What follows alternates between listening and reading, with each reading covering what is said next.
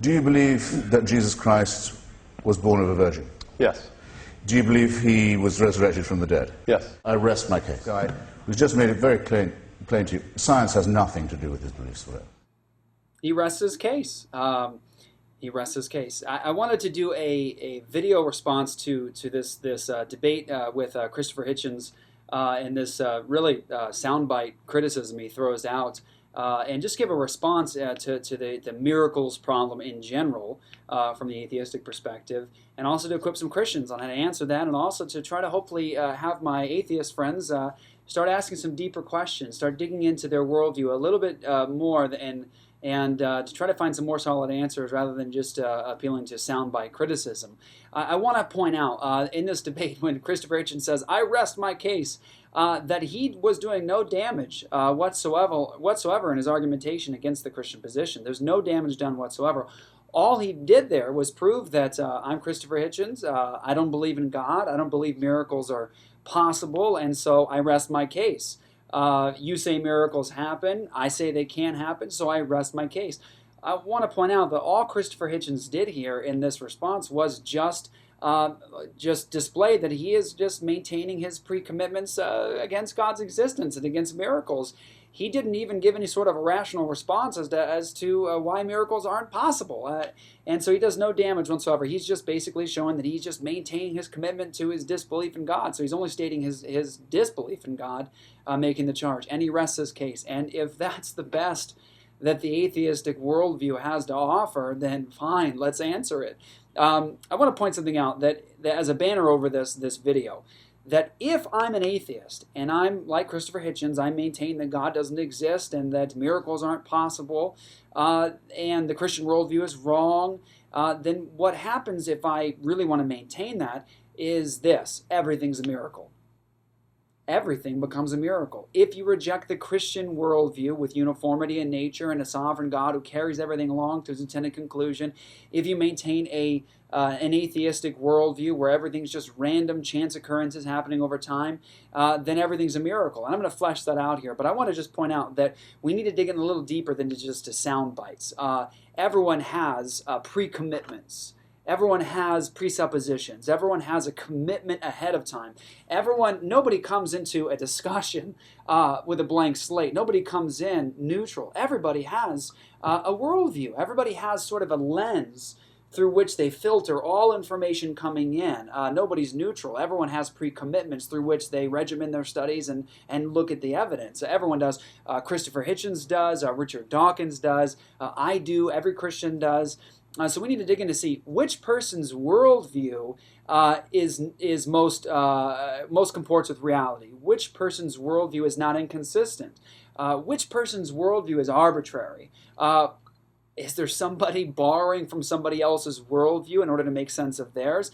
These are the questions we need to ask. Let me point something out, really important to get here from a Christian perspective. Miracles aren't a problem for the Christian worldview at all. To state, as Christopher Hitchens did, I rest my case, this has nothing to do with science, is really not true whatsoever. Here's the Christian position, the Christian worldview in a sense of reality. We believe in an all-knowing, all-powerful, sovereign, personal God who carries everything along to its intended destination and conclusion. And he upholds all things by the word of his power. He is an all-powerful God who orders this universe in such a way that there's uniformity. And so we would expect that if God came into his own creation, that God would have the power over his own creation, which he spoke and it leapt into existence.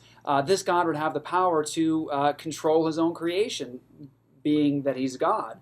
And so we would expect that if God became a man, what would we see? We would see somebody who would have the ability to walk on water, of course, because he's God. We'd expect to see somebody that could raise the dead because he's the one that gave life in the first place. You'd expect to be able to see that. You'd expect to see that when God becomes a man, he has the power, the ability to manipulate his own creation and to mess with the uniformity in such a way that we'd see the miraculous. So miracles aren't a problem for the Christian worldview. They're expected if God came into the world. And so let's look at the atheistic position for a moment. What is the atheistic starting point in a sense of a view of reality? Well, it's just random, right? It's just chance occurrences happening over time. There's no purposer behind it, no designer. There is no one maintaining it or controlling it or seeing that the laws hold together in a particular way. It's just randomness. And so if atheism were true, we would expect that there wouldn't be really any uniformity. We can't appeal to uniformity in nature. And what I mean by that? Well, if it's just random, then you can't have predictability. Random and predictable are two things that are not bedfellows. They don't work together. So in atheism, it's a universe that's simply random. It's just happening over time. There's no purpose or no design or nobody carrying it along to its intended destination. And so what's interesting is that atheists don't live that way, do they? Atheists live as though there were uniformity in nature, as though it were predictable. As a matter of fact, Richard Dawkins couldn't be a scientist if he didn't believe in the uniformity in nature. You can't do science without induction that the future is like the past. All atheists believe in the uniformity in nature. And that simply clashes with their worldview, doesn't it? It shouldn't be uniform. There shouldn't be predictability because it's all random. All of us today got out of bed, we moved our covers aside, we stepped out of bed, and we expected gravity to hold us down like it did yesterday. And nobody even thought, well, maybe I'll get out of bed today and I'll float away to the ceiling. Everyone knew there's predictability, that there's uniformity in nature. Nobody goes and runs and puts their hand into a fire. Why? Because if you've burned yourself in the past, you know from past experience that if I put my hand on this fire today, it's going to burn me like it did yesterday. There's uniformity in nature. Atheists live as though there were uniformity in nature, and yet their worldview says it's just random. There shouldn't be uniformity in nature. So I want to point something out.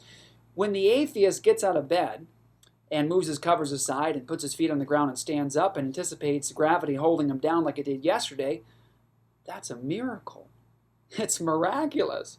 When the atheist squeezes his tube of toothpaste and toothpaste squirts out of it the same way it did yesterday, well, that's a miracle because it's just randomness. It shouldn't be predictable. There shouldn't be uniformity in nature. If I'm an atheist and my worldview were true, I shouldn't be anticipating that tomorrow is going to be like today. And every day that tomorrow is like today, that is a miracle.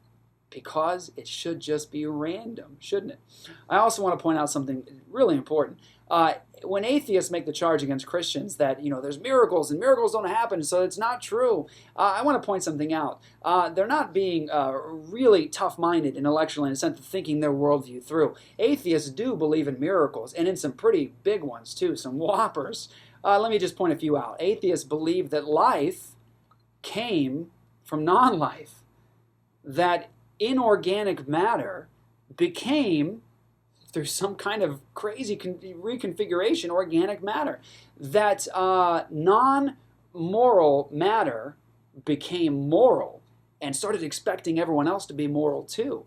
That you had non-intelligence and it became intelligent. That takes an enormous amount of blind faith and commitment to a worldview that states that sort of a thing. Those things are miraculous. And so for the atheist to make the charge against a Christian, well, miracles in the Bible, and so therefore the Bible's not true, God doesn't exist, because miracles don't happen. It doesn't do any damage to the Christian worldview. And it's a little bit disingenuous, because the atheist has pre-commitments where he does believe in miracles. The miraculous he believes happened and is happening. And so it really is important for Christians to know that you don't need to be bullied by the atheistic worldview. You don't need to be bullied or afraid in any way of these soundbite criticisms coming from atheism. The Bible says, hath not God made foolish the wisdom of this world? And the fool says in his heart, there is no God. Now that's not name-calling. It's supposed to display the mindset of a person who refuses to accept what is absolutely obvious to everybody. That is the definition of foolishness. And so I hope that we can begin to get beyond these soundbite criticisms and to be a little more tough-minded intellectually and dig into these issues a little more so than making these kind of charges like Christopher Hitchens made. And I hope that at least we've started to scratch the surface on this issue of miracles and worldviews. And so I hope this was a blessing to you guys, and we'll be talking to you soon. God bless.